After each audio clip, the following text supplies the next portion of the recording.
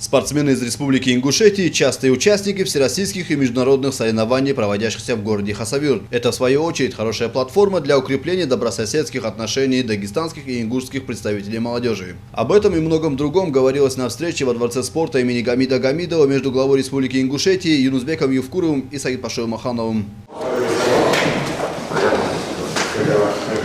Гости проводили по спортивным залам, которые компактно размещены внутри Дворца спорта. Для каждого направления свой тренировочный зал. Юнусбек Евкуров был приятно удивлен созданными условиями для спортсменов и, что немаловажно, гостей, прибывающих для участия в соревнованиях. Находясь во дворе спорткомплекса, глава Ингушетии лично опробовал один из спортивных снарядов.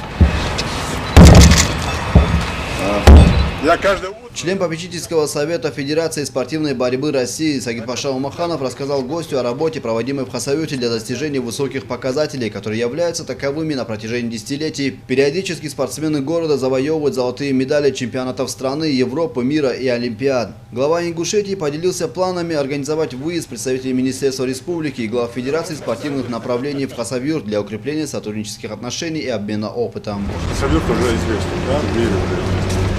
Статус надо Хасавюрт как центр спорта, не только борьбы, да? У нас бокс, борьба и что пошла смешанное единоборство у нас хорошие ребята.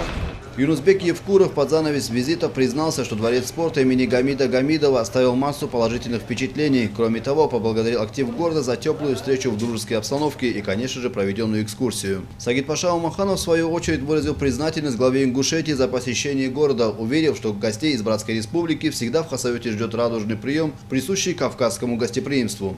Нажиулла Абдуллаев, Мажид Булатханов. Информационная программа «Пульс».